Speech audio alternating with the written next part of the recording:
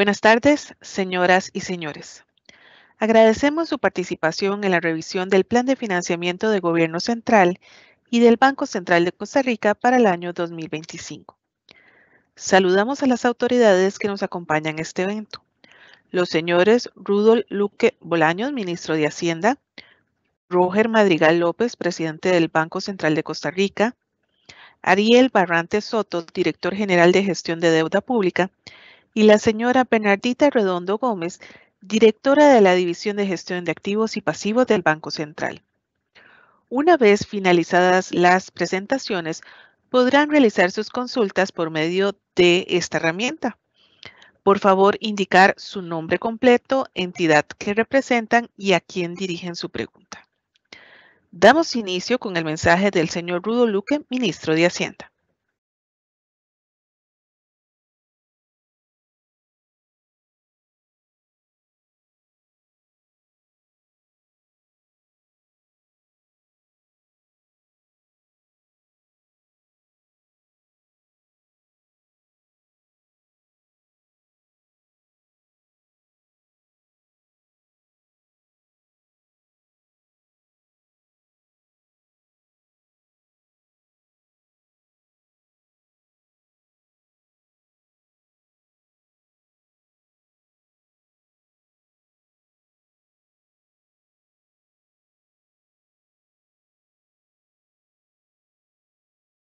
En unos minutos, don Rudolf dará inicio con sus palabras.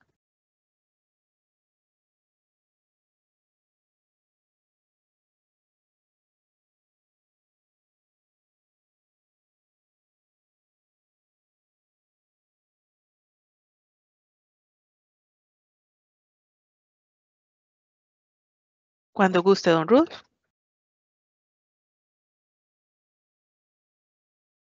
Buenas tardes. A ver si se escucha, ¿sí? No. Sí, señor, sí le escuchamos. Ok, perfecto. Bueno, buenas tardes. Muchas gracias por estar aquí. Tal vez yo quisiera dar unas palabras de inicio, comentando un poco el trabajo que se ha hecho y cómo se ha dado un cambio importante a nivel de la gestión de las finanzas públicas. En Costa Rica se ha dado un cambio estructural. Este cambio estructural en el manejo de las finanzas públicas, a mí me gusta llamarlo inclusive como un punto de inflexión en lo que llevábamos observando. Hemos superado la etapa de incertidumbre y de respuesta de corto plazo y estamos consolidando un modelo de gestión que privilegia la estabilidad, la disciplina y la visión de largo plazo. A junio de este año ya alcanzamos cerca del 80% de la meta de balance primario anual. Esto no es un simple indicador, es la prueba concreta de que la senda de consolidación fiscal funciona, de que las decisiones responsables rinden frutos y de que el país avanza con determinación hacia un futuro más sólido. También hemos fortalecido de inmediato nuestra capacidad de financiamiento con la aprobación de un crédito de $500 millones. Aun cuando los eurobonos se encuentran en proceso legislativo, este resultado envía un mensaje claro. Costa Rica no enfrenta presiones significativas en las tasas de interés, lo cual brinda tranquilidad a los inversionistas y confianza a los ciudadanos. Quisiera ser enfático en que lo que estamos construyendo no es un alivio temporal, sino es una transformación de fondo.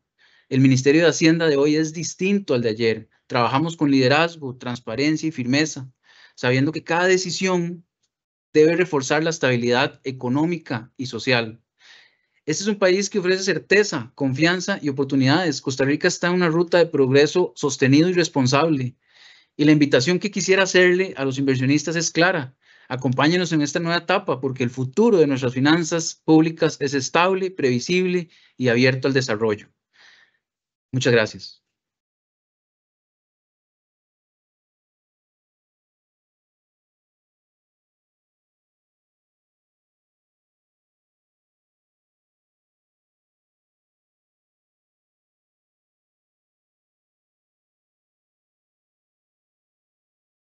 Muchas gracias, don Rudolf, por sus palabras. A continuación, tendremos una presentación a cargo del señor Roger Madrigal, presidente del Banco Central de Costa Rica.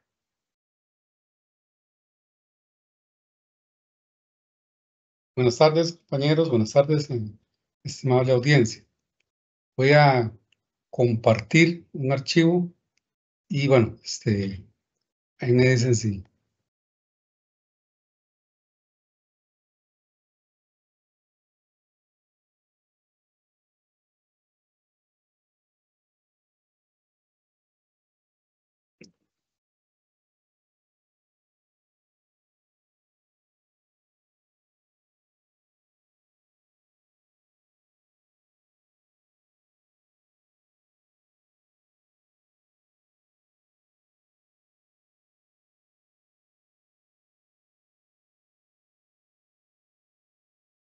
Bueno, ante todo, de nuevo agradecer a los presentes por su tiempo y su paciencia. Le hemos denominado a esta presentación resumida Informe de Política Monetaria de julio del 2025. Es en realidad el informe como tal se presentó hace 3 semanas. En realidad tenemos una combinación de algunos de los mensajes, sobre todo las proyecciones económicas que presentamos en ese momento para lo que resta del 25 y el 2026. Y en este momento lo que tenemos también son algunos otros datos de la coyuntura que siempre son relevantes, sobre todo para ustedes que toman decisiones con base en información. Yo trato de iniciar con recordar qué es lo que hace el Banco Central. El Banco Central tiene como su objetivo prioritario en la ley mantener la estabilidad de precios. También hemos dicho que esto es una inflación baja y estable y que la forma operacional que el banco escogió ya hace varios años y que decidió hace 20 años en realidad necesitar en esta ruta es con un esquema de metas de inflación y que la definición operativa de la meta puntual es de un 3% con un margen de tolerancia de más o menos un punto porcentual.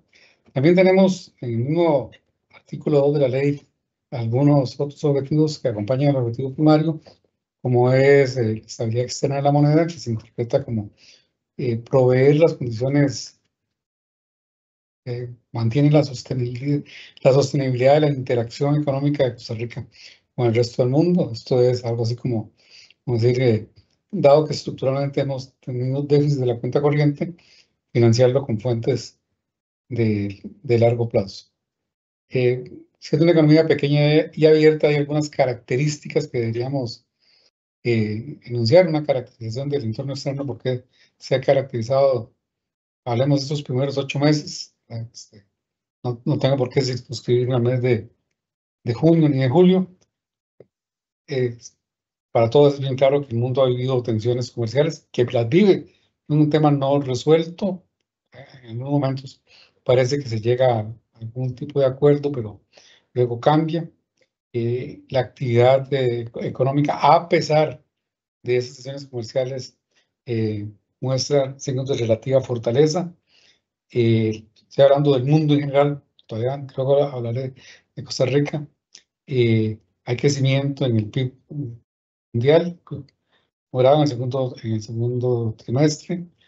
Indicadores de alta frecuencia hablan más bien de un mayor crecimiento económico por lo que se transcurre de julio y agosto.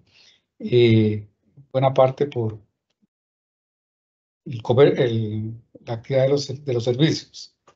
En política monetaria lo que hemos encontrado es que hay una pausa en el proceso desinflacionario. De hecho, en algunas partes del mundo tenemos un poco más de inflación. Es la discusión que en días como hoy y mañana se están hablando en otras partes del mundo de la visión de política monetaria para lo que viene en los próximos semestres.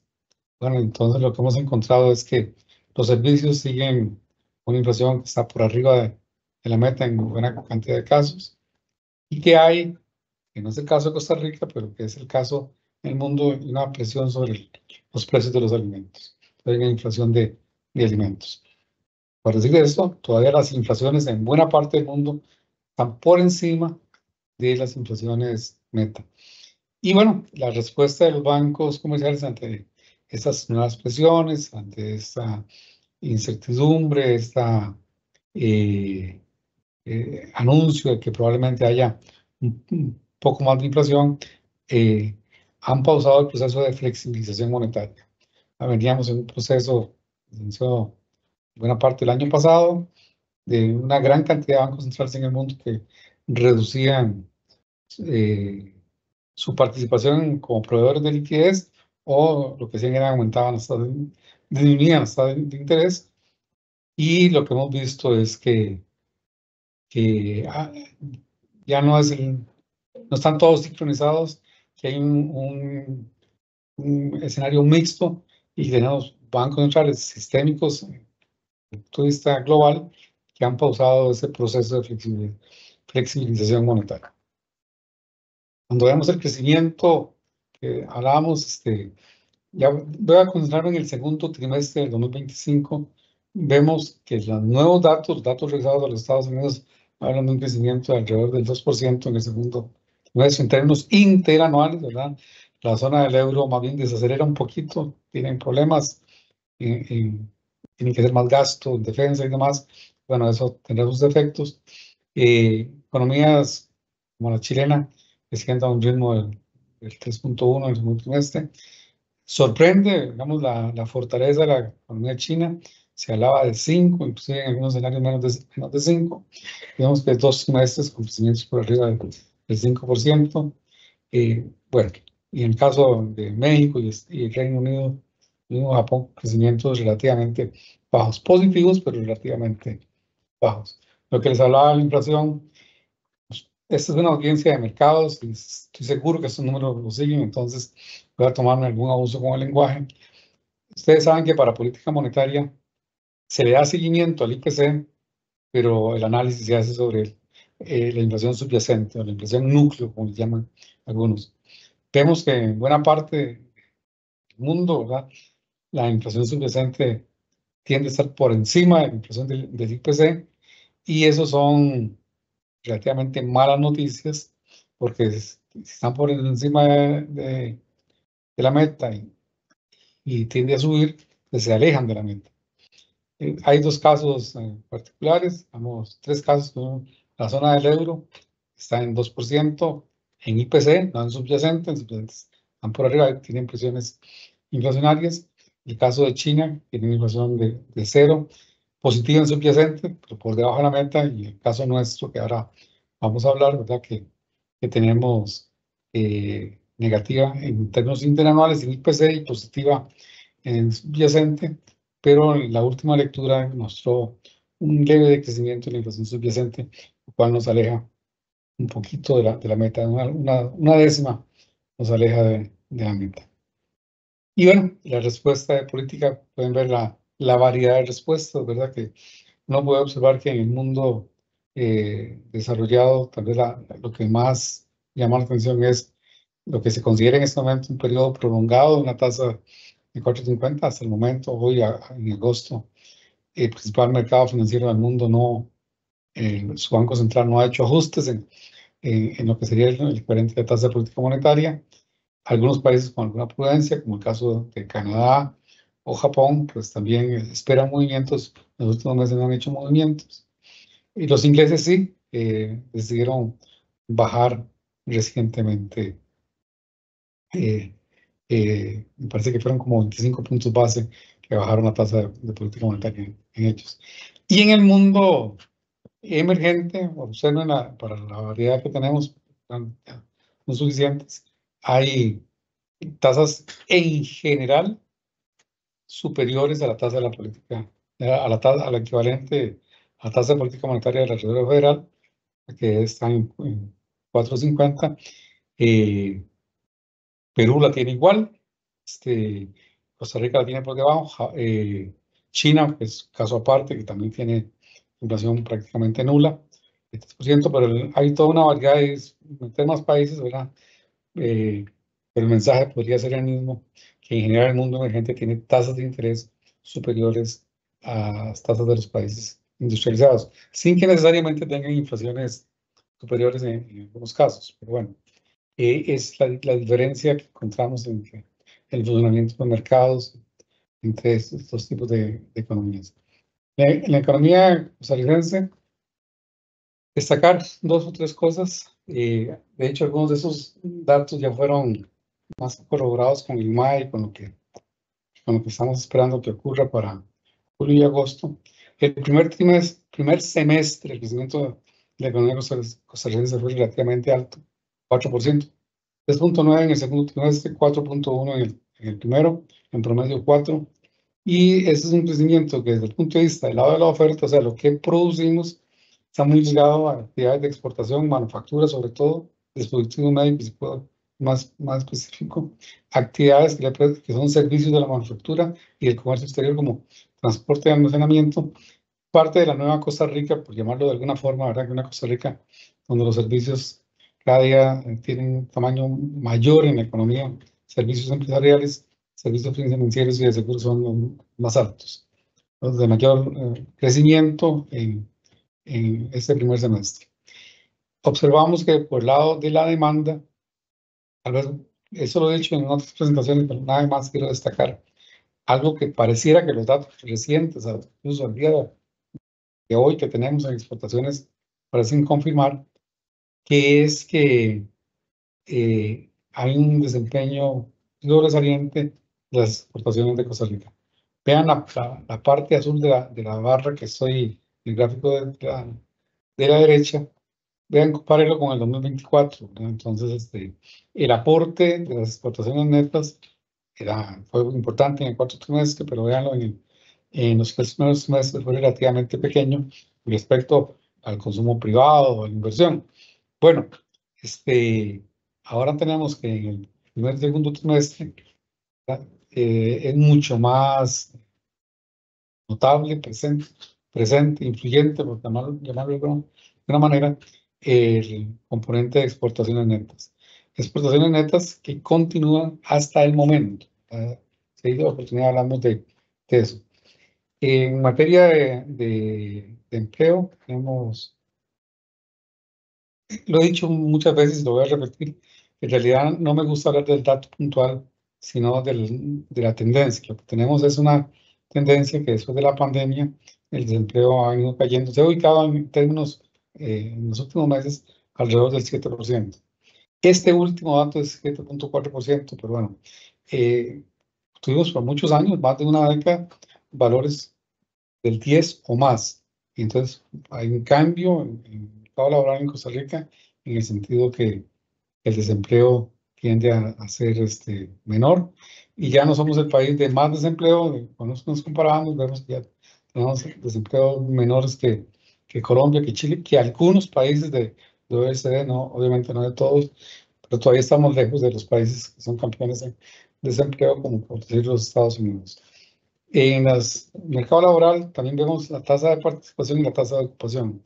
En la tasa de participación, ambas y la ocupación disminuyen con respecto a hace un año.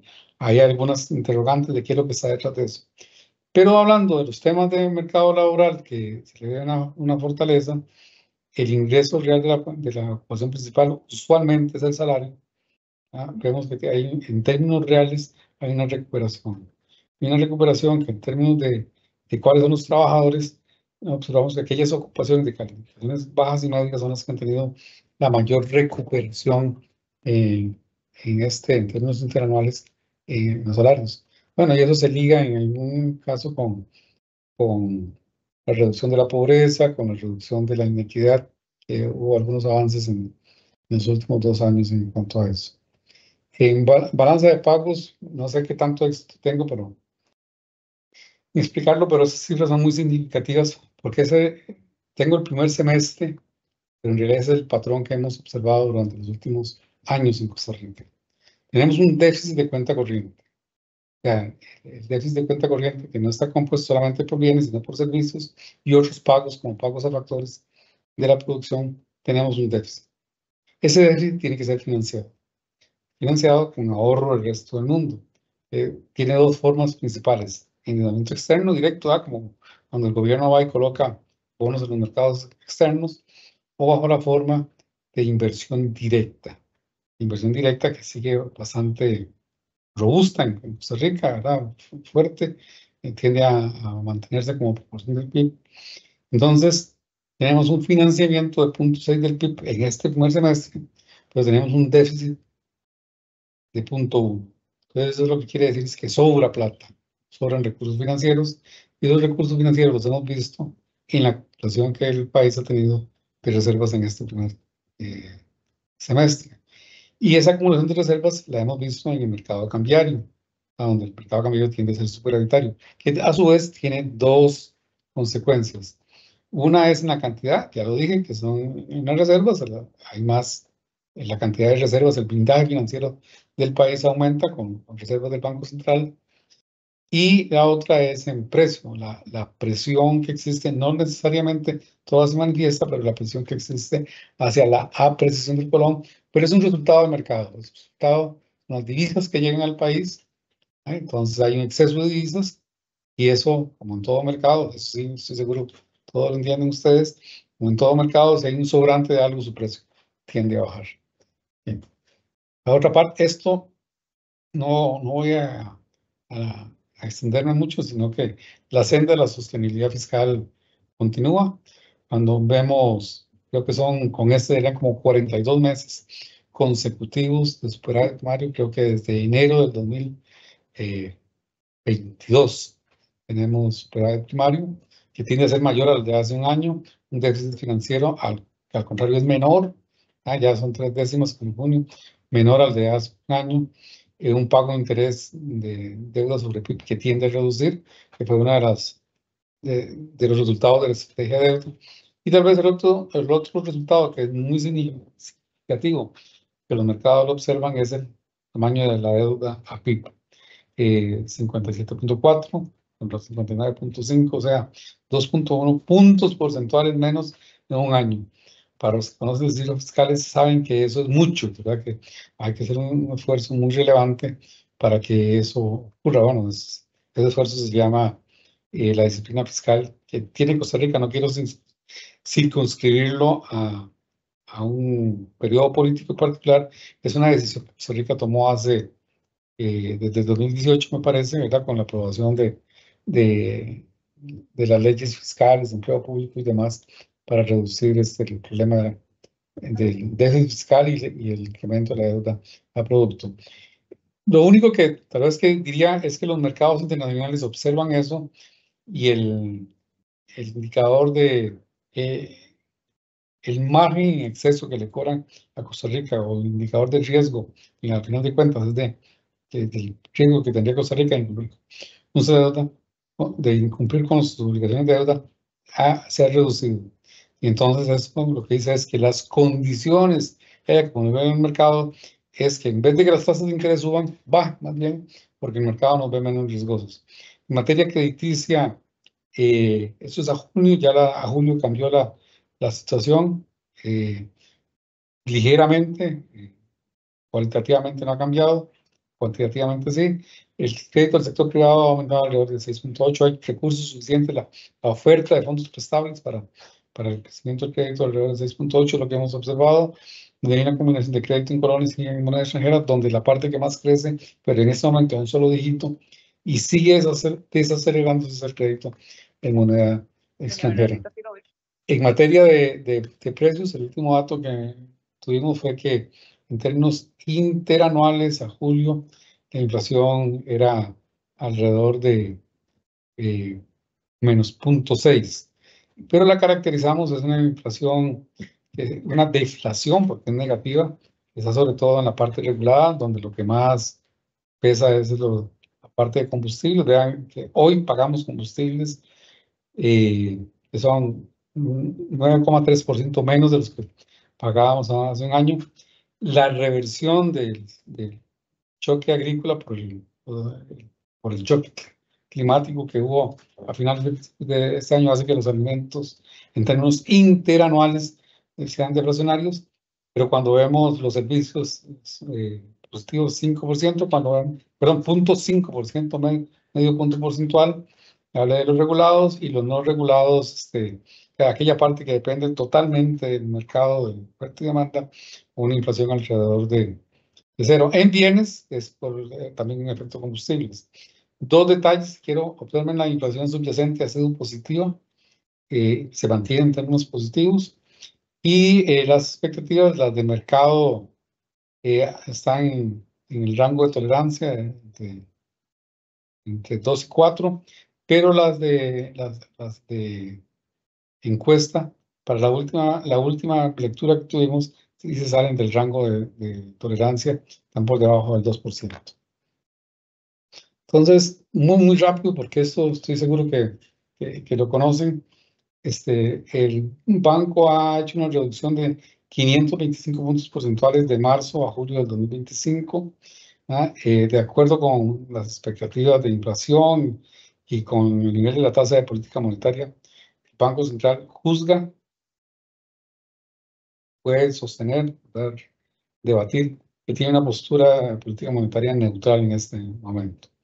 Ha hecho cambios y revisiones en la tasa de política monetaria, siempre con una visión prospectiva, donde se ve el nivel de inflación, las proyecciones de inflación, qué variables están detrás de esa inflación y los riesgos que tenemos a 24 meses. Con base en eso toma una decisión. Como es una característica del mercado costarricense, hay una asimetría en la forma en que se transmiten las reducciones de la tasa de política monetaria entre tasas pasivas y tasas activas. Hoy los ahorrantes tienen un menor rendimiento por sus ahorros, en buena medida, porque el Banco Central ha bajado tasas de interés. No necesariamente lo mismo es cierto para los que hacen uso del crédito. Algunos sí, algunos no, y en forma diferenciada y en momento también diferenciada. Ha habido una reducción de la liquidez. Todavía hay excesos de liquidez que el banco los esteriliza, pero el monto en este momento más o menos el banco esteriliza diariamente es la mitad de lo de hace un año, o sea, como alrededor de 500.000 millones, 480.000, 500.000, una figura por ahí, puede andar diariamente en el mercado de liquidez, siempre hay un exceso de liquidez, pero mucho menor, en buena medida no es lo único, por la cancelación que se hizo, sobre todo en el primer trimestre, del saldo pendiente del crédito que el Banco Central le había dado a los intermediarios financieros durante la pandemia, que cancelaron alrededor de 526.000 millones en el primer trimestre. Y bueno, y ahí cuando ustedes forman parte de esto, buena parte de la audiencia, que es la gestión activa de liquidez y de deuda, el banco esteriliza esos fondos, ya sea con instrumentos de liquidez de muy corto plazo o en algunos casos con bonos de estabilización monetaria que van a distintos plazos, el Banco Central. En el mercado cambiario hemos actuado de acuerdo con lo que dice la ley, sobre todo el artículo 89, es el agente del sector público no bancario, y en la medida de lo posible que el mercado lo permita, pues mejoramos la posición de reservas del blindaje financiero. Como les decía, el mercado ha sido superavitario, entonces tenemos una leve apreciación del colón, dada la relativa abundancia del colón de divisas. Y bueno, la línea flexible de crédito con el Fondo Monetario Internacional es una línea de crédito, todavía no es un endeudamiento. La forma que está contratado, eso puede cambiar, pero la forma que está contratado en este momento es para el Banco Central ante shock externo que desmejore los resultados de la balanza de pagos. No puede ser por algo que nosotros nos provoquemos, no puede ser por un shock interno, tiene que ser externo y manifestarse en balanza de pagos. Entonces, si se da ese choque y el país solicita, se realiza el desembolso y en ese momento pues empiezan a correr los intereses. El mercado cambiario es una repetición una ilustración de lo que he dicho. Hemos tenido durante el año una relativa estabilidad. Como pueden ver, mes a mes es superavitario, ahora la cantidad ofrecida supera la cantidad demandada total de divisas en el país. Entonces eso manifiesta, en estos momentos, se manifiesta como una relativa estabilidad en el tipo de cambio, que el pasado del 22 a buena parte del 24 se manifestó como una apreciación del colón. Tenemos una cantidad adecuada de reservas y un nivel de reservas que se ha mantenido en términos del PIB entre el 14 y el 15% en este año. En las proyecciones que tenemos, la economía internacional, voy a destacar 2 o 3 datos. El informe pues elabora con bastante detalle sobre estos datos. El detalle uno es la revisión hacia la baja en el crecimiento del mundo, en el crecimiento de los Estados Unidos. Las cifras hasta hace una semana daban hablaban de un crecimiento de los Estados Unidos en el primer semestre como de 1.3.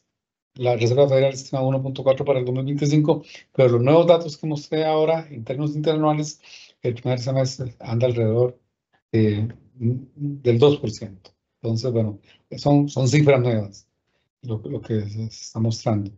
Bueno, y nos lleva a una reducción del crecimiento de los socios comerciales. Es la primera cifra que quería, o el primer concepto que quería destacar. El otro es lo que está pasando con los precios del petróleo. Esto es algo realmente extraordinario, que a pesar de las tensiones, de los conflictos bélicos, del escalamiento de algunos enfrentamientos armados, el precio del petróleo tiende a bajar, está como en 62 a 64 en estos días. Estuvo en 70 y resto hace mes y medio, casi 75. Y en todo caso es menor que lo del año pasado. Es una de las fuerzas deflacionarias que tiene la economía costarricense como importador de petróleo. Los exportadores pues, no viven otra realidad. Eso nos da una mejora en términos de intercambio, bueno, que luego lo vamos a ver, es parte de lo que explica, digamos, el relativo crecimiento, o sea, tasa positiva del consumo de los hogares. La cifra que tal vez más llamaría la atención, que es una discusión, es las predicciones de la tasa de los préstamos con colateral de la Reserva Federal, que es con la tasa. Al final de cuentas se hacen las operaciones de política monetaria en los Estados Unidos. Vea que se dice 4.4 en el 2024, 4.3 se estima para el 2025. Con información a esta fecha, de la elaboración de este cuadro, lo que dice es que el mercado en general no espera grandes reducciones de tasas de interés en el 2025. Eso está cambiando, como les decía, están las conferencias de lo que llaman el Jackson Hole, y se espera, los mercados esperan que probablemente en septiembre haya una reducción de 25, pero no sabemos, 25 puntos base. En todo caso, es la expectativa de reducción de tasa de interés internacional, en este caso es inferior a lo que se pensaba hace un año, a lo que se pensaba en el mes de abril. Bueno, digamos, es lo que el dato más esperado por buena parte de los bancos centrales del mundo. En la economía nacional tengo que hacer algunas observaciones, ya está más que anunciado, ¿verdad? Que en realidad nosotros habíamos pensado en el IPM de abril que íbamos a crecer 3.6, y en el 2025, por las cifras observadas, por datos prospectivos que tenemos el crecimiento en 3.8. Ese 3.8 incluye la salida de las dos empresas que se les daba mucha cobertura. De hecho, la mayor de ellas, lo que sabemos es que saldrá en el segundo trimestre del 2026. Pues que el efecto más relevante lo vamos a ver hasta a partir del segundo trimestre del 2026. Pero incluye ese efecto. Por supuesto, el 2026 se obtiene. Sí tiene ese efecto. El otro dato del 2026 era que habíamos pensado, estábamos para crecer 3.8 y luego de los ajustes estaríamos creciendo del 3.5, estaríamos creciendo 3.5 sobre la base incrementada, era del 2025, que ahora crecemos 3.8. Entonces, ya voy terminando, pero para temas de producción, si tienen más detalle, pues ahora más detalle en preguntas y respuestas. Pero tenemos el efecto de la salida de las empresas. Lo que no tenemos, porque es posterior, es el efecto de los aranceles. Y ese efecto todavía es muy incierto. Ayer hablaba con gente conocedora, me dice que hay en algunos productos que no han entrado, algunos productos se mantiene lo que ha estado antes, que se mantienen algunas negociaciones, unas revisiones, que en algunos casos dependen de contratos que entrarían a terminar hasta en octubre del presente año. Sin embargo, es muy parcial.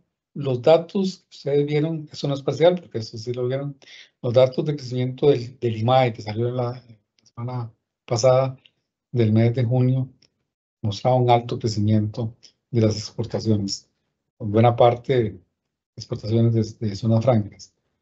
Por lo que conocemos, la información parcial que teníamos, con mucha prudencia, ese dinamismo exportador se mantiene. en la economía costarricense. Entonces, a pesar de la salida de las empresas, si hubiese que hacer algo en este momento, probablemente sería revisar hacia el alza, dado ese crecimiento extraordinario de las exportaciones en el 2025. El 2026 es otra historia. En el 2026 pues, estamos tratando de estimar el efecto de los aranceles, pero eso está de manera muy prematura en este momento. En materia de inflación, eso no cambia. Lo que decimos en el informe es que por IPC estaríamos en el rango de tolerancia en el segundo trimestre del 2026. Creo que la inflación subyacente, la subyacente que es mayor, ¿verdad? Es positiva, y que lo ha sido positiva sería en el primer trimestre del 2026. Y básicamente, obviamente tengo más cosas que decir, pero creo que más bien he durado mucho. Voy a parar aquí y voy a quitar la presentación para dejar que la conferencia fluya. Muchas gracias. Muchas gracias, don Roger, por su presentación. Seguidamente, la señora Bernardita Redondo, directora de la División de Gestión de Activos y Pasivos del Banco Central, se referirá a la estrategia de endeudamiento de esa entidad para el segundo semestre del 2025. Muchas gracias. Ya están viendo la presentación, ¿verdad? Sí, señora. Muy bien. Muchas gracias. Bueno, muchas gracias a todos por su presencia en esta actividad. Yo voy a exponer sobre el plan de colocación de bonos que tiene el Banco Central para este segundo semestre. Específicamente, me voy a referir en primera instancia a los resultados de las captaciones durante el primer semestre. Luego ya hablaré propiamente de los planes que tenemos para estos meses y finalmente me referiré a algunos otros aspectos. Lo que se refiere a los resultados del primer semestre, nosotros habíamos anunciado en el evento que se hizo hace 6. Perdón que me interrumpa, nada más para saber si es un problema mío. ¿Todos están viendo la presentación? Sí, señor. Sí, bueno, yo no la veo. Okay. Disculpe.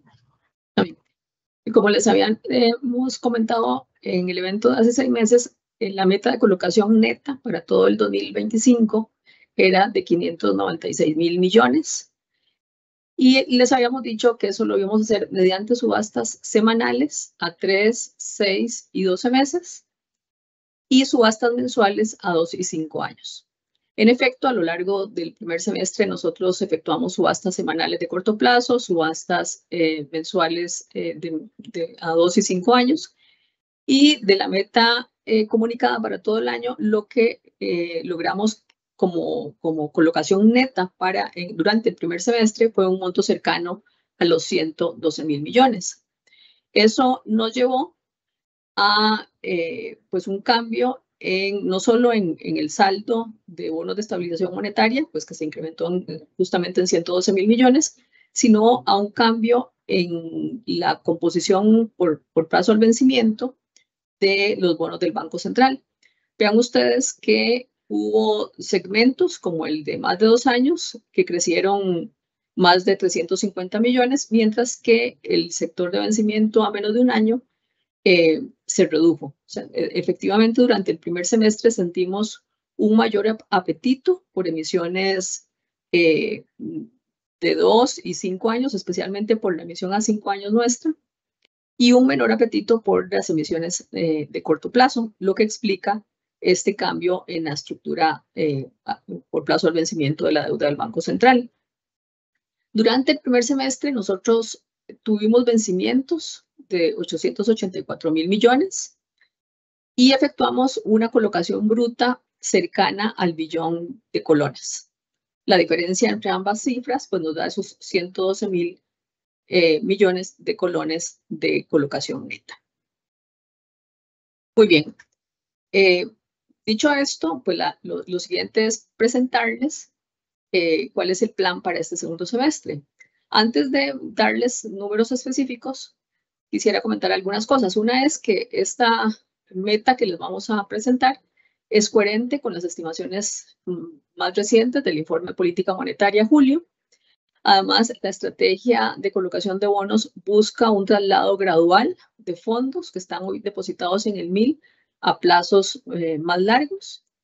Y otra cosa importante tener en cuenta es que nosotros no estamos modificando la meta anual de captación neta. O sea, esos 596.000 millones de los que les hablaba hace un momentito como meta de captación para todo el año se mantiene. Dado que en el primer semestre captamos 112.000, en el segundo semestre la meta de captación neta del Banco Central es de 484.000 millones. Esta cifra no incluye el efecto de eventuales operaciones cambiarias que pueda efectuar el Banco Central durante estos próximos meses.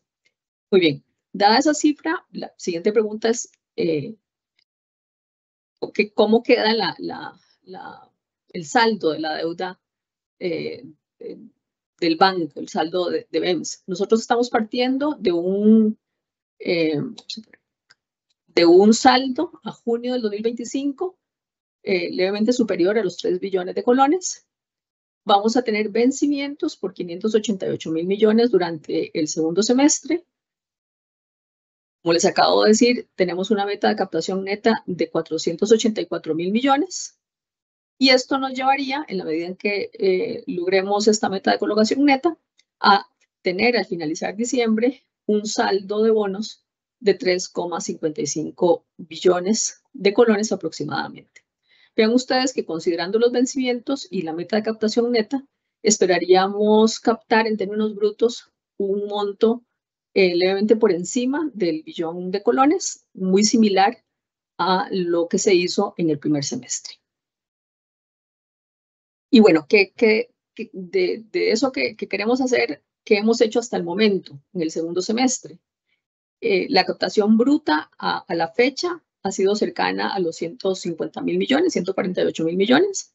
Hemos tenido vencimientos de 92.000 millones, de tal forma que en términos netos hemos captado una cifra cercana a los 56.000 millones de colones. En cuanto a la forma en que vamos a hacer esas captaciones, aquí no hay grandes diferencias de la forma en que el Banco Central ha procedido en los últimos semestres. Vamos a continuar con el programa de emisiones de corto plazo y también con colocaciones de bonos de mediano plazo. Específicamente, haremos subastas semanales a plazos de 3, 6 y 12 meses, papel comercial tasa fija, y subastas mensuales a plazos de 2 y 5 años de bonos tasa fija. Esto, como verán ustedes, no difiere de lo que hemos hecho, lo que hicimos en el primer semestre y lo que hemos hecho semestres atrás. Algunos otros aspectos que finalmente les quisiera comentar es que vamos a mantener disponibles mecanismos de gestión de deuda como canjes, subastas inversas o operaciones en mercado secundario de BEM para tener, digamos, flexibilidad en caso de requerirse. Y que también nos interesa tener retroalimentación de ustedes, escuchar sus perspectivas y posiblemente pues entonces promoveremos algunas reuniones con inversionistas institucionales, con otros participantes de mercado, pues para escuchar. En este esfuerzo posiblemente pues los contactarán mis colegas Francisco Mesa y Yesenia Monge, que se encargan propiamente digamos, más directamente de la colocación de bonos. Y bueno, esto es lo que yo por el momento les quería comentar. Muchas gracias por su atención.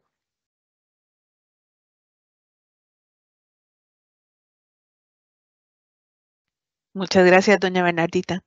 Continuamos con la presentación que realizará don Ariel Barrante Soto, director general de Gestión de Deuda Pública, sobre la deuda del gobierno y la revisión del plan de financiamiento para el 2025.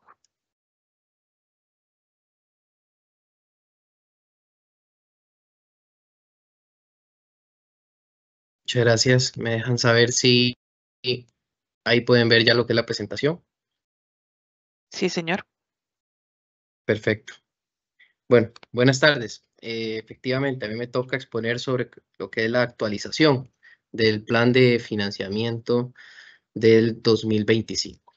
La exposición estará enfocada en 5 ejes. Breve repaso a lo que dijimos en marzo, resultados de este primer semestre, lo que es la actualización del plan de financiamiento cómo esperamos que eso impacte y otros temas enfocados principalmente a algunos de los proyectos que estamos trabajando desde el Ministerio de Hacienda.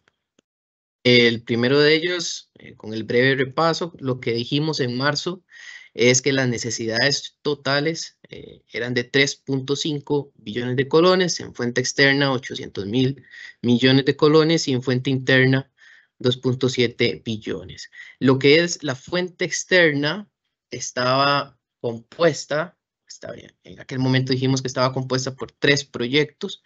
Un crédito de la Agencia Francesa de Desarrollo por 110 millones de dólares, un crédito del Banco Mundial por 500 millones de dólares y la emisión de los eurobonos por 1.000 millones.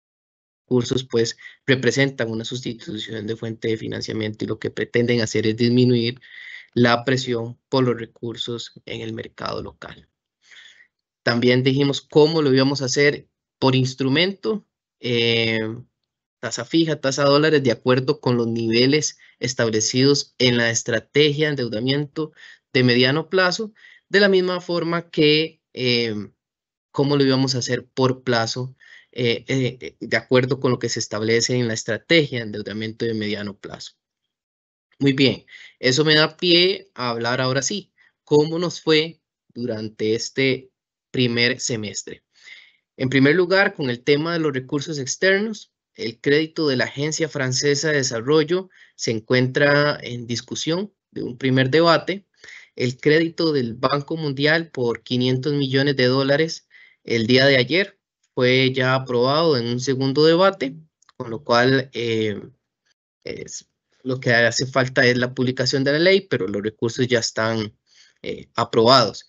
Y el proyecto de eurobonos se encuentra ya aprobado, también en un primer debate, mismo que se encuentra en discusiones de segundo debate. Pero además de esto, también hay 2 créditos de apoyo presupuestario que actualmente ya se encuentran en la Asamblea Legislativa. Uno de ellos tiene que ver con un crédito de 290 millones del BESI, que está en discusión de la comisión, y el segundo es un crédito de apoyo presupuestario de 200 millones con el Banco Mundial, que está actualmente en la Comisión de Asuntos Hacendarios, pero es un crédito de apoyo presupuestario un poco diferente a los otros créditos porque este tiene la particularidad de que resulta más que como un desembolso directo que un desembolso cuando el ministerio puede utilizarlo. Si amortiza, vuelve a tener la disponibilidad. Es lo que acá hemos llamado como un crédito contingente en función de potenciales.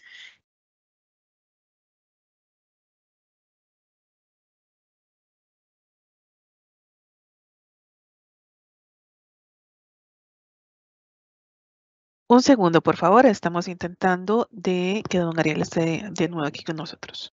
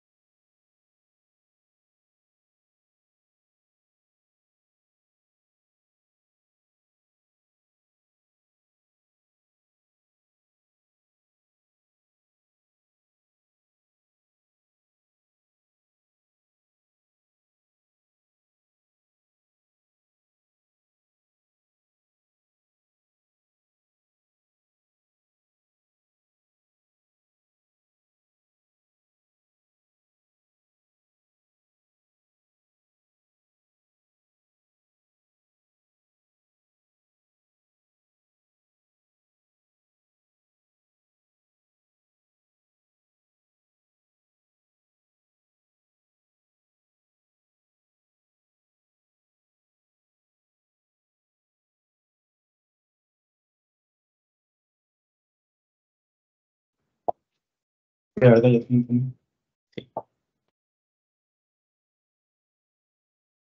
Y ahora sí, Catherine. Sí, ¿Me señor. confirma? Don Ariel. Sí, está correcto. Perfecto. Si gusta, proyecta dónde quedamos en el estatus de recursos externos. Cuando guste, don Ariel. Muchas gracias. Bueno, como decía, hay dos créditos adicionales, uno del BESI de 290 millones y uno del Banco Mundial de 200 millones, pero que este 200 millones lo que viene a fortalecer es una estrategia en cuanto a la gestión de riesgo, especialmente de ese potencial riesgo de liquidez y riesgo contingente que podría materializarse. El año pasado se aprobó un CAT-DTO que son 160 millones de dólares y ese crédito se ejecuta única y exclusivamente si hay una declaratoria de emergencia. Este otro crédito pues se estaría ejecutando en función de necesidades de liquidez, más sin embargo no hay una obligatoriedad en desembolsarlo una vez que se apruebe, sino que se desembolsará de acuerdo a una necesidad. Es como, podría decirse, como una especie de una tarjeta de crédito. Si usted lo ocupa, la usa. Si la usa y paga al corte, resulta ser que otra vez vuelve a tener su disponible.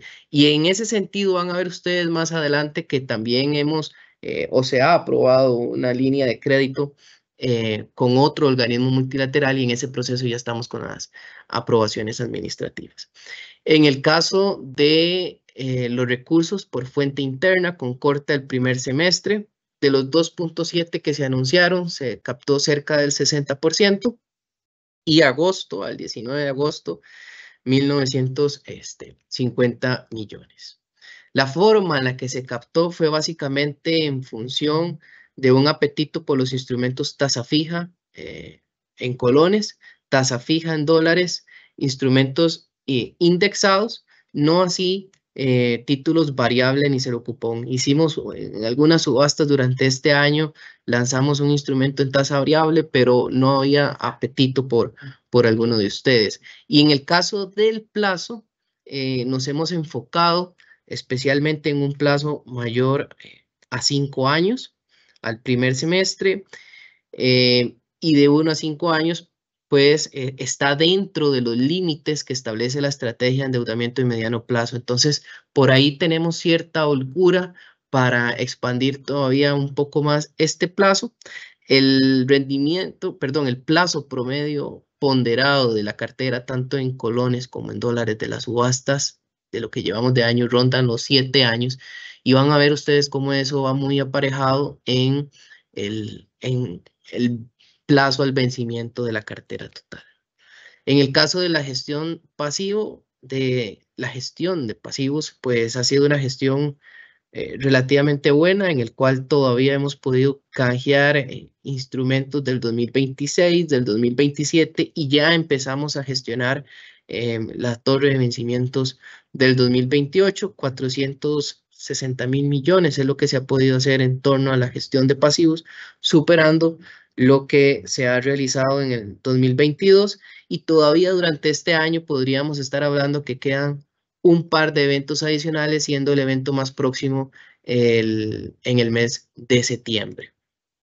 En el caso de los rendimientos, en los rendimientos de 3, 5, 7, 10 años, que es en ese sector donde nosotros estamos, casi que hemos tenido una estabilidad en cuanto a los rendimientos a nivel de la curva soberana y eso para nosotros ha sido sumamente importante porque nos ha permitido ir mitigando el costo de la deuda a pesar de un primer semestre, pero más específicamente un primer cuatrimestre relativamente pesado en cuanto a las torres de los vencimientos, un enero, un febrero y posteriormente un abril, que bueno, ustedes saben que fue o que había una presión importante, pero aún así, a nivel de las asignaciones, prácticamente que llevamos año y medio con unos rendimientos sumamente estables y el spread que se puede notar es más por producto de una disminución de la tasa de referencia que por un aumento en los rendimientos que se han asignado. Una vez que vimos el flujo, cómo eso impacta a nivel del stock de la deuda. Bueno, la relación deuda-PIB a junio del 2025 disminuye 2.4 puntos porcentuales respecto a diciembre, pasando de 59.8% a 57.4%. A su vez, la exposición por el riesgo cambiario disminuye de forma consecutiva, donde el la cartera en colones está creciendo en torno al 3.3%, mientras que la deuda en dólares y otras monedas, quitando el efecto cambiario, tiene un decrecimiento del 2% en el 2025, aunado a un menos 2.2% en el 2024. Y como mencionaba anteriormente, la gestión de la deuda que se ha venido desarrollando ha permitido aumentar ese plazo al vencimiento de la deuda interna. Pasamos de 5.9 y si nos vamos más atrás, en torno a 5 años, allá haberlo alargado alrededor de los 7.1 años. Eso con emisiones a 7 años, con emisiones a 10, e incluso el año pasado incorporamos títulos con vencimientos a 20 años y además con una gestión de pasivos que ha sido exitosa, donde el plazo al vencimiento promedio ponderado ronda los 10, 11 años en ambas monedas.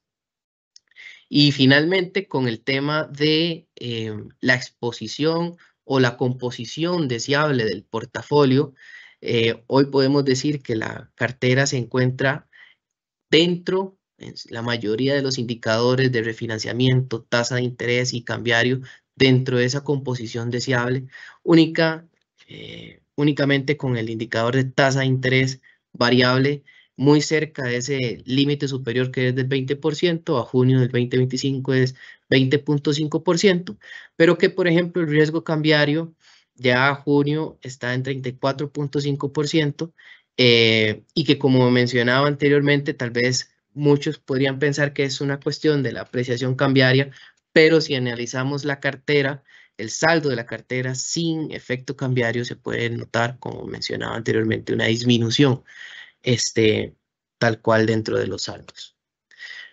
Esto y este resultado se puede lograr o se ha podido lograr, yo creo que con un cambio relativamente estructural en cuanto al tema de las finanzas públicas. A junio del 2025, como mencionaba el señor ministro en las palabras iniciales, ya se tiene un balance primario del 1%, muy cerca de la meta que se anunció en el marco fiscal de mediano plazo el pasado mes de marzo, que es de un 1.3. Es decir, se está a 0.3% del PIB de llegar a esa meta, superando incluso el balance primario que se logró en el 2024, que fue de 0.9% al mismo mes de junio, con lo cual, pues eso deja una posición en el Ministerio de Hacienda en cuanto a las necesidades, pues relativamente diferente a lo que tal vez se veía años atrás. Ahora bien, eso ha impactado que a nivel internacional, pues el riesgo país continúa disminuyendo y hoy estemos casi que en unos niveles de 179, 180 puntos, muy por debajo de lo que es el ENVI global y todavía muy por debajo de lo que es el ENVI latino, a diferencia de lo que sucedía, por ejemplo, en los años 2021, donde prácticamente superábamos a esos mismos indicadores. Hemos tenido una disminución consistente en cuanto a esa prima por riesgo país. Ahora, en cuanto a lo que es la actualización del plan de financiamiento desde el 2025, lo que tenemos es lo siguiente.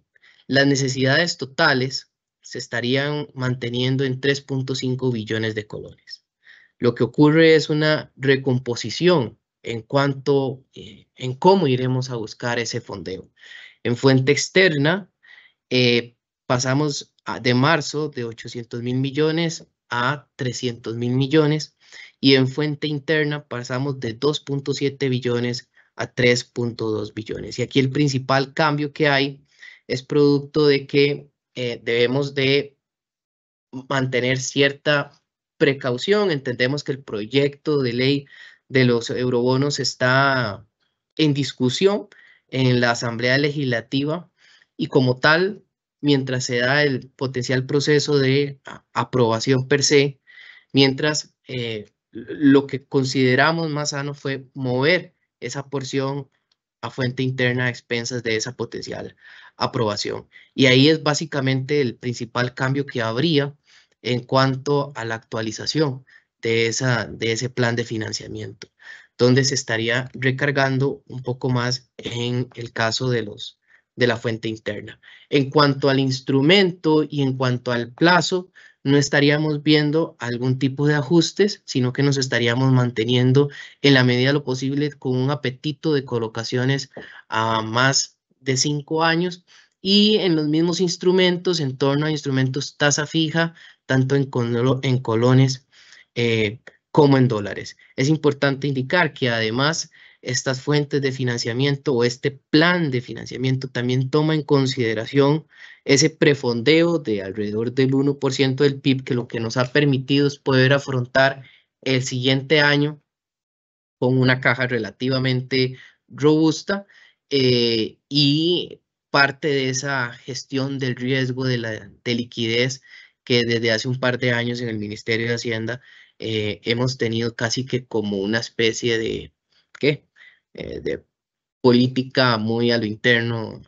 por parte nuestra. Como mencionaba, fuente interna serían 3.2 billones, la captación a hoy es 1.9, por lo que estaríamos yendo a captar alrededor de 1.2 billones de colones en lo que resta del año. Las series, aquí no me voy a detener mucho, series que serán objeto de canje, lo que sí es indicar que el próximo evento de canjes es en el mes de septiembre y estamos muy interesados en hacer series o en canjear series con vencimientos 2026, 2027 y 2028, tanto en colones como en dólares. Las emisiones de referencia, ahí ustedes podrán ver cuáles son nuestras emisiones benchmark en cada una de las subastas. ¿Cómo esperamos que impacte estos resultados dentro del resultado de la deuda?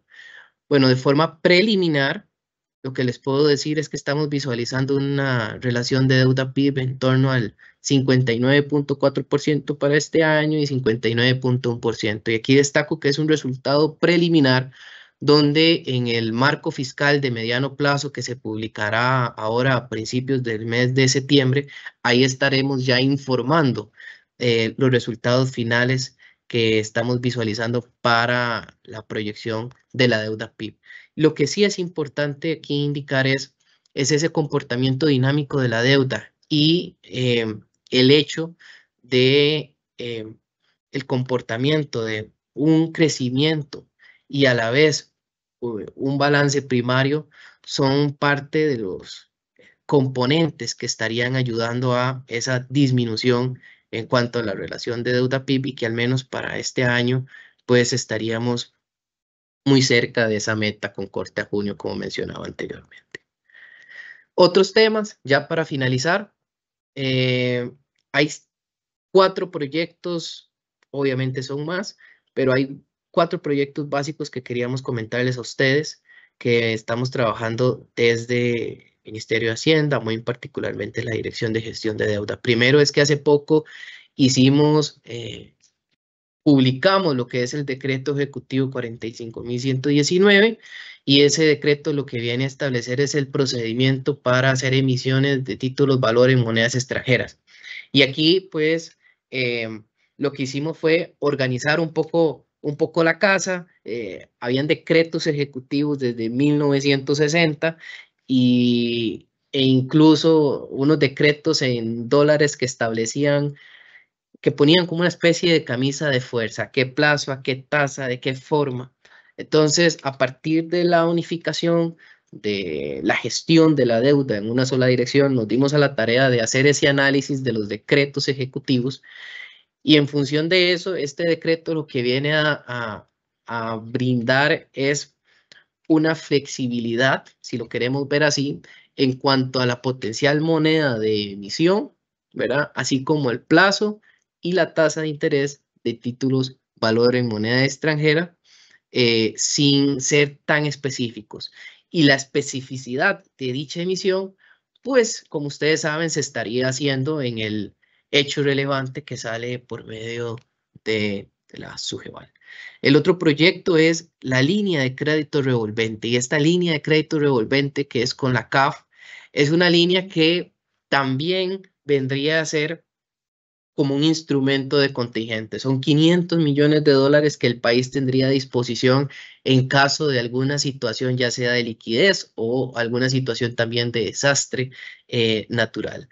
Puede desembolsar y se amortiza, vuelve a tener otra vez el disponible total de la operación, con lo cual parte también de una estrategia de gestión del riesgo de tal manera que se pueda mitigar potenciales shocks dentro del mercado interno o externo. El proceso de Euroclear, continuamos con conversaciones de tal manera que podamos ir identificando esas brechas, ya sean normativas, tecnológicas o incluso hasta legales, para poder que nuestras emisiones sean eurocleizables. Y finalmente, el proceso de la reforma constitucional, que ustedes saben que ya está ese proyecto de ley, que es el 24.281. La reforma constitucional siempre se ha dicho que no es precisamente, al menos para esta administración, porque ustedes saben que las reformas constitucionales requieren no solo requieren de la lectura de al menos dos legislaturas. Lo importante es que el proyecto ya lleva 2 de 3 lecturas, y a partir de una tercera ya se puede llevar a lo que sería la comisión, que lo estaría valorando. Pero es un proyecto que va avanzando de acuerdo a los tiempos que las reformas constitucionales así tienen. Mencionarles aquí, ustedes pueden escanear lo que es el calendario de eventos, así como información pública respecto a las subastas y los contactos: Melissa Solano, Olga Rodríguez, y el correo electrónico con el cual pues las compañeras de la Dirección General de Gestión de Deuda Pública pueden atenderlos. De mi parte eso sería. Muchas gracias.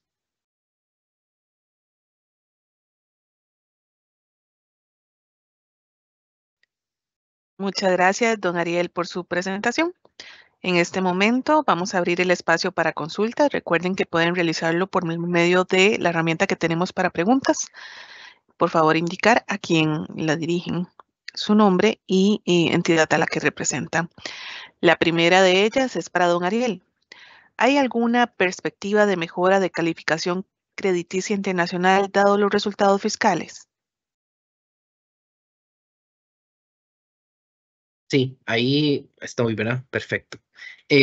Vamos a ver, hemos tenido conversaciones con Fitch, con Standard & Poor's. Todavía no hemos tenido la conversación con Moody's. Con Standard & Poor's vemos relativa posibilidad. Aquí lo importante es lo que ellos siempre, y las tres calificadoras se ponen de acuerdo, parece mentira, pero la verdad es así, se ponen de acuerdo en cuáles son los aspectos que también necesita el país para lograr esa mejora. Uno de ellos hablan del acceso al financiamiento externo que el país tiene. Y en ese sentido, sí, seguirá siendo un aspecto a mejora por parte del país, que creo yo que como país se debería dar esa discusión. Cuando uno analiza los modelos cuantitativos de las tres calificadoras, se da cuenta que por los modelos Costa Rica ya es grado de inversión, pero que hacen unos ajustes muy cualitativos en el acceso a esa fuente de financiamiento externo. Ahí castigan al país, y por ende ese aspecto, ese componente todavía continúa dentro de sus modelos. Entonces, para responder un poco a la pregunta, creo que puede existir la posibilidad, sin lugar a dudas, el hecho de que se aprobara el día de ayer la Asamblea el crédito de 500 millones puede darle un aliciente para que las calificadoras puedan considerar si en realidad ese problema del financiamiento externo existe o no existe, pero al menos lo que sí es un hecho es que no se está valorando algún tipo de rebaja de calificación. Es mantenernos o con la posibilidad, sí, de poder hacer un ajuste al alza. Para don Ariel, el Ministerio de Hacienda va a hacer emisiones ASG. En pasadas reuniones nos han dicho que están trabajando en este tema. Bueno, sí, importante mencionar que desde el Ministerio de Hacienda hemos estado trabajando ya en lo que es un framework de emisiones temáticas y el informe de segunda opinión con un verificador externo. Eso estaba dentro de la primera emisión que se hizo en el año 2023 y esos documentos pues están muy avanzados y en este segundo semestre incluso esperamos ya hacer la publicación de ellos. En función de eso, pues las emisiones temáticas estaríamos valorando dos aspectos. Uno, el tema de que sea en el mercado internacional dependerá en gran medida de esa aprobación, pero si no es así, hemos tenido también conversaciones con algunos de ustedes y entendemos que dentro de su esquema es importante esos componentes ASG, por lo cual no estaríamos descartando, sino más bien nos hemos encontrado valorando algún tipo de emisión temática en el mercado local, siendo el principal emisor podría ser importante para ver si este tipo de emisiones también pueden surgir dentro de nuestro mercado. Para don Rudolf, ¿cómo visualiza el comportamiento de las cifras fiscales al mes de julio? ¿Van según lo proyectado por Hacienda para este año?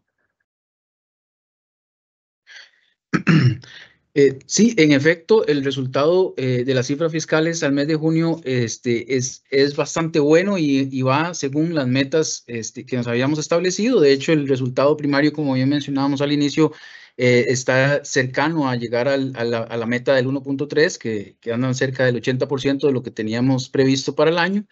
En realidad, el resultado va bien. Aquí hay efectos externos que hay que tomar en cuenta, como bien mencionaba don Roger en su presentación.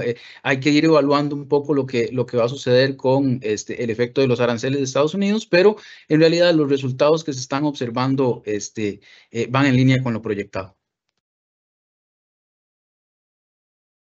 Para don Rudolf, ¿se podría esperar un impacto negativo en la recaudación asociado con la desaceleración económica ante la eventual salida de empresas transnacionales y la implementación de tarifas que afecten al régimen definitivo? Vamos a ver, justamente ese era el comentario que estaba haciendo. En efecto, se está haciendo una valoración del impacto que podría tener las medidas establecidas en Estados Unidos con respecto a los aranceles, y esto sí tendría una merma a nivel de la producción nacional porque afecta nuestras ventas externas. Nosotros estamos valorando el impacto, hay que ser cautelosos con esto, pero en efecto podría tener un impacto negativo en el mediano plazo. Para don Ariel, según su criterio, ¿qué factores han impedido que se apruebe el proyecto de eurobonos y cómo podrían cambiar en el futuro cercano para que eventualmente se logre la aprobación?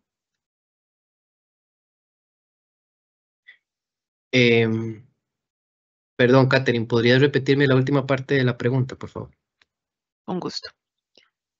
Le voy a leer toda la consulta. Según su criterio, ¿qué factores han impedido que se apruebe el proyecto de eurobonos? ¿Y cómo podrían cambiar en el futuro cercano para que eventualmente se logre la aprobación?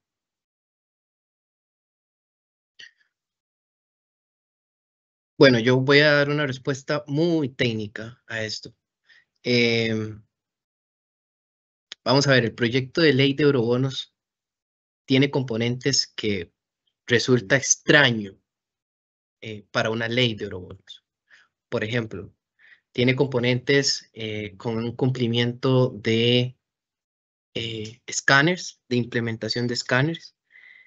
Tiene componentes de un cumplimiento con Hacienda Digital. Tiene componentes de un cumplimiento con indicadores macrofiscales e indicadores macrofiscales que implican que hay cambios en la situación en la situación país. Por ejemplo, el detalle de un mayor crecimiento per se tiene efectos positivos en el componente de intereses a PIB, pero de deuda a PIB, ceteris paribus el nominador, más no así en el componente de balance primario, a pesar de que un balance primario pueda ir creciendo. Entonces, hay aspectos que dentro de la ley se volvieron un poco más políticos que técnicos relacionados con una emisión de eurobonos. ¿Cómo podría cambiar en el futuro? Bueno, yo creo que la ley de eurobonos debería estar supeditada, una aprobación de eurobonos debería estar supeditada a simplemente a que la aprobación se dé para poder emitir en el mercado internacional, entendiendo, sobre todo desde un punto de vista técnico, que esto lo que hace es mitigar las presiones de necesidades de financiamientos que el Ministerio de Hacienda va a hacer en el propio mercado local costarricense. Y para eso, me parece a mí que la reforma constitucional vendría a eliminar ese potencial asidero político de lo que son los proyectos de ley de eurobonos. Ahora, la forma más fácil es que si se presenta un proyecto de ley de eurobonos, pues esos aspectos que no tienen nada que ver con lo que es una emisión internacional se elimine y simplemente el proyecto de ley camine. Como eso es difícil desde un punto de vista político, creo que el tema de la reforma constitucional vendría a solucionar parte de este problema, que el Ministerio de Hacienda no tiene esa flexibilidad para poder decidir en dónde endeudarse. Es que aquí, vamos a ver, la Asamblea Legislativa aprueba año a año un nivel de endeudamiento. Ese nivel de endeudamiento debería venir aparejado para que el Ministerio de Hacienda pueda decidir en dónde poder financiarse y cuánto poder financiarse incluso en el mercado internacional y cuánto en el mercado local, si lo quieren ver así. Pero eso no existe. Hoy México sale a emitir todos los primeros de enero, sale con 10,000, 8,000 millones. El 1 de enero, las mejores fechas para poder hacer emisiones internacionales. Primer mes, porque hay mayor liquidez. Hoy, como país, nos estamos privando de eso. Costa Rica se privó de poder acceder a los mercados internacionales en la mejor época de política monetaria internacional, con tasas al 0%, producto de aspectos que en algunos casos son meramente políticos más que técnicos. Para doña Bernardita, dado que hay una estacionalidad de baja colocación en los segundos semestres del año, ¿qué implicaciones tendrá en la política monetaria si no se logra la captación neta anunciada por el Banco Central? Muchas gracias por la pregunta. Como yo les comentaba, la estrategia de colocación busca un traslado gradual de recursos que hoy están a un día en el 1000 a plazos más largos, ¿verdad? A bonos de corto plazo, 2 años, 5 años.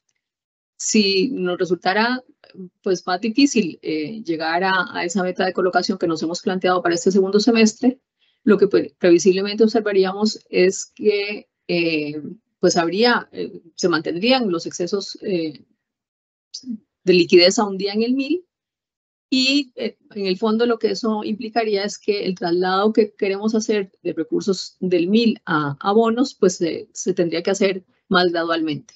Esencialmente eso es lo que yo pensaría que ocurriría. Muchas gracias. Para don Ariel, el monto indicado de 1.250 millones de captación pendientes es al cierre de julio o al día de hoy. Es al día de hoy. Como mencionaba en la presentación, al día de hoy se ha captado 1.950. Esos le tenés que restar los 3.200 y te darían los 1.250 que habría que ir a captar. Para don Ariel, ¿cuál ha sido la tendencia de la tasa promedio ponderada de la deuda pública, colones y dólares? ¿En qué nivel se encuentra el día de hoy? Bueno, al día de hoy rondamos la tasa promedio ponderada de la cartera ronda el 8.5. Por moneda sí le quedó mal, pero si gusta puede dejarnos los datos y nosotros le enviamos la respuesta. Le podría decir que el costo promedio ponderado de las subastas, de lo que llevamos en las subastas del 2025, tanto en colones como en dólares, ronda el 6%. Pero creo que su pregunta está más en función al costo del stock y no tanto a lo que llevamos en las subastas. Y el costo del stock sí le podría enviar la respuesta. Si gusta, puede dejarnos el correo electrónico y nosotros le hacemos llegar la respuesta. Perfecto, don Ariel. De igual manera, para usted, considerando los proyectos mencionados por el Ministerio de Hacienda, específicamente con el tema de Euroclear, ¿sería un proyecto en conjunto con el Banco Central? Bueno, con el tema de Euroclear, nosotros hemos tenido conversaciones con el Banco Central. Sin lugar a dudas, incluso no solamente vamos a tener participación o acompañamiento de los compañeros del Banco Central, no descarto también el acompañamiento de alguna superintendencia con el fin de poder blindar lo que podría ser una potencial incursión. Como mencionaba, el análisis de brechas que se ha analizado, que se ha realizado hasta ahora, se ha podido observar que no es simplemente un cambio tecnológico tal cual lo que puede hacer la incursión de Euroclear, sino también pueden haber cambios normativos, cambios reglamentarios e incluso cambios legales, ¿verdad? Y ahí es importante que cada una de las partes que estén ahí, pues primero tengan el conocimiento para poder llevar un proyecto de ley robusto en ese sentido, ¿verdad? Si así fuera el caso. Para don Ariel, al elevar la presión de la captación interna, prevén una presión local a tasas de interés. ¿La captación prevista para este año es para cumplir con obligaciones del 2025 o tienen pensado utilizar parte de los primeros meses del 2026? Bueno, como mencionaba, las necesidades de financiamiento totales ya están incluyendo un 1% de prefondeo, con lo cual parte de esa estrategia que el Ministerio de Hacienda ha tenido en los últimos años es poder tener un saldo robusto cuando inicia el 2026. Por eso ahí siempre hemos mencionado el prefondeo y esa brecha de liquidez en torno a los 30 y 60 días que maneja el Ministerio de Hacienda. Y para dar respuesta a la segunda pregunta, yo creo que aquí es importante considerar lo siguiente: la posición de este Ministerio de Hacienda es muy diferente a la que tal vez sucedía años atrás.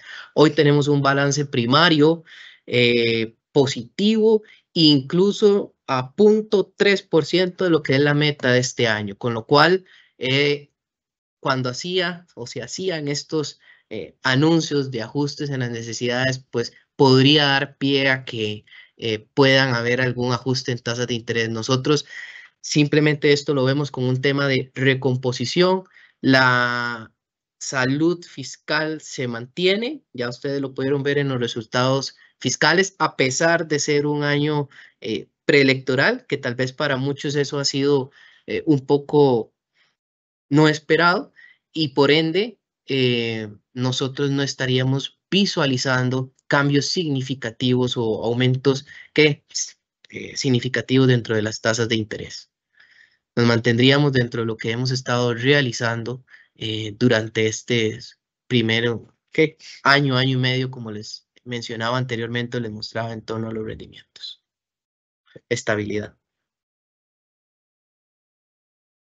Para don Rudolf, ¿tiene Hacienda garantizados los recursos para hacer frente a los egresos al cierre de este año y los primeros meses del 2026? Salarios, vencimientos de deuda, pago de intereses, aguinaldos y transferencias. Sí, las emisiones planteadas permiten cubrir los desembolsos y vencimientos programados para los próximos meses del año, incluyendo el aguinaldo. O sea, de esta manera, el Ministerio de Hacienda cuenta con los recursos necesarios para cumplir puntualmente con estas obligaciones.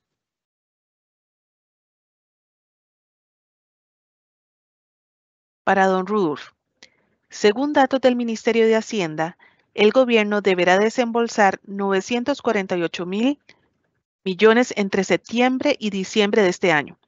Esto incluye deuda externa, interna e intereses tanto en dólares como en colones. A esto debe sumársele el pago del aguinaldo de los funcionarios públicos, así como la atención al régimen no contributivo. Con estas nuevas colocaciones, ¿se prevé que se pueda hacer frente a estas obligaciones?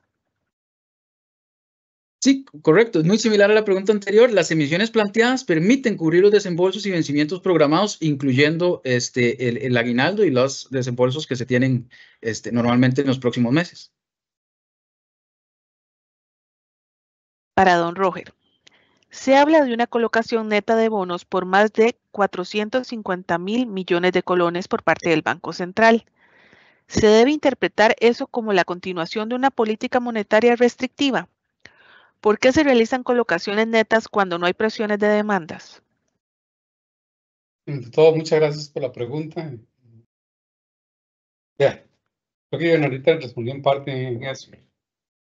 Lo primero es que no hay una política monetaria contractiva, es una política monetaria neutra que hay. Costa Rica ha venido con excesos de liquidez que se han administrado en buena parte de eso en el mercado de corto plazo, a un día plazo, que es el MIL.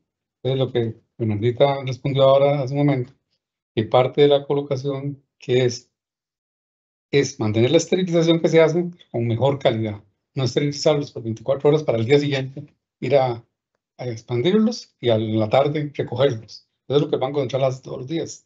Entonces, aumentar la calidad de la absorción y moverlos a mayor plazo. Entonces, eso no necesariamente implica una posición restrictiva, es una gestión de política monetaria para mejorar la calidad de la absorción que hace el Banco Central. Y si me permites, que hubo una pregunta muy buena, muy buena, que no la veo ahí, que alguien dijo, bueno, si son los combustibles, el choque agrícola, entonces, ¿por qué hay inflación en Costa Rica? O sea, choque de precios internacionales, choque agrícola y climático ha existido toda la vida. Vamos, nosotros podemos tomar la historia de Costa Rica en 1973, en 2008, y todos esos fenómenos ocurrían. Tuvimos precios bajísimos de los combustibles y la inflación no bajaba. Entonces, esta es una explicación que hemos tratado de dar nosotros varias veces. Hay distintos enfoques de inflación. El enfoque monetario, entonces dice que es el exceso de acervo monetario con respecto a la demanda por dinero, la que provoca inflación, son esos excesos monetarios, y versiones más contemporáneas le agregan las expectativas. Entonces hay una parte monetaria, una parte de expectativas y otras cosas. Esa es una explicación. La otra explicación, que es la versión, vamos, prevaleciente en este momento, que se llama la síntesis keynesiana, de la inflación depende de un exceso de demanda, entonces la demanda agregada menos un producto potencial en términos absolutos, todo como referencia al producto potencial, entonces eso habla de un exceso de demanda, digamos de tener un exceso de demanda, más expectativas, más otras cosas, todo eso. Pero la inflación en el mediano y largo plazo sigue siendo un fenómeno de excesos monetarios. Entonces, ¿qué pasó durante muchas épocas en Costa Rica, en historia? Teníamos esos choques y la inflación seguía igual. Hemos tenido los choques y en estos últimos años se ha revertido porque ha habido la disciplina monetaria. Hemos evitado con la política monetaria que esos choques tengan efectos de segunda ronda, que impacten expectativas y demás. Entonces, para la primera pregunta, la respuesta es que no es un indicador de política monetaria restrictiva, es un indicador de mejorar la calidad de la absorción monetaria que hacemos. De hecho, el exceso monetario en este momento sigue existiendo exceso monetario. Desde el punto de vista tradicional de los programas del Fondo Monetario de los años 80, nosotros tendríamos un exceso monetario. Ya hoy contemporáneamente no se mide así. Y en el caso de la inflación, es que la inflación se ve como un fenómeno a mediano y largo plazo. Entonces, evitar que esos choques externos que no dependen de política monetaria se entronicen en el sistema de precios y afecten expectativas y efectos de segunda ronda. Si hay más oportunidad, con mucho gusto respondo más al respecto. Voy a parar aquí. Para don Ariel, algunas fracciones plantearon la posibilidad de aumentar el aumento de la colocación de eurobonos. Sin embargo, la versión aprobada en primer debate ya especifica un monto inferior. ¿Cuál sería el proceso de aprobación del nuevo monto? ¿Debe empezar de cero?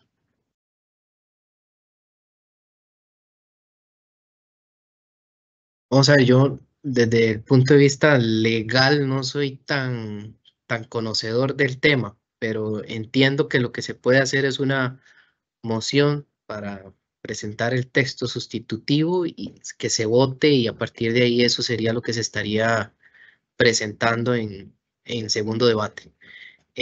Pero la verdad, esto es bajo mi conocimiento muy teórico, no soy técnico, abogado en el tema, ni mucho menos en conocimiento de la Asamblea Legislativa, pero entiendo que ese es el proceso. Para don Rudolf, ¿ya estimaron el posible impacto de menor recaudación por la salida de multinacionales? ¿Cuánto como porcentaje del PIB y si sería principalmente por menor ingreso en renta de salarios? Ok, vamos a ver, se han iniciado las estimaciones sobre el impacto de los aranceles y la salida de algunas empresas. Aún los resultados son muy preliminares. En efecto, lo que sí podemos señalar es que se va a presentar un ajuste en crecimiento que probablemente o naturalmente tendría un impacto sobre la recaudación.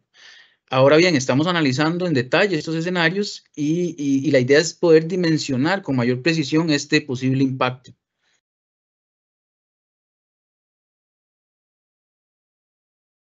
Y la última consulta sería para don Roger. ¿Por qué si disminuye la tasa de política monetaria, por qué no el saldo de captación? ¿No prevé que es un efecto neto y por ende no hay expansión de liquidez?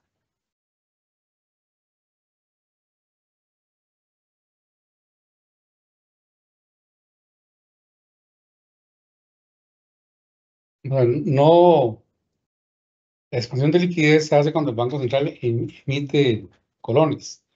Esa emisión fundamentalmente viene por la compra de divisas, que es que lo demás que tenemos, entonces, una vez que hacemos la expansión, tenemos, de acuerdo con un ejercicio, no es algo así automático, tenemos que ver cuál sería el impacto de eso sobre los procesos monetarios, tendríamos que recogerlos.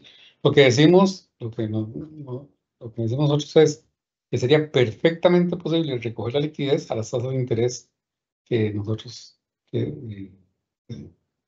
establecemos en la Junta Directiva a la tasa de política monetaria, ¿no? Entonces, por eso a eso se refiere la neutralidad de la política monetaria, que es una tasa de interés que no genera presiones ni inflacionarias ni deflacionarias. Entonces, recuerden que la expansión monetaria no viene porque damos dinero barato. Sería lo que ocurriría cuando cuando hay una reducción de la tasa de política monetaria en Costa Rica, en la coyuntura actual, la expansión monetaria viene fundamentalmente por la compra de divisas. Entonces, el Banco Central, creo que Benalita fue muy clara, dice, estas son las estimaciones en este escenario.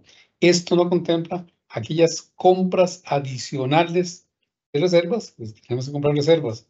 Eso expande la cantidad de dinero, no podemos dejar ese dinero circulando y entonces tenemos que esterilizarlo. Y es donde viene la segunda o la tercera parte. Esterilizamos en primera medida en el 1000 y luego si el 1000 llega a crecer mucho y ya se nos agota la capacidad de colocar dinero ahí, tenemos que movernos hacia instrumentos de deuda a plazos mayores.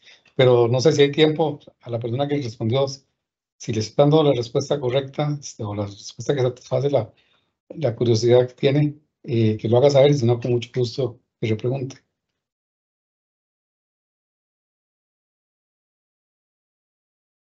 Muchas gracias a las autoridades que nos acompañaron y a los participantes. De esta manera damos por concluido este evento. Que tengan muy buenas tardes.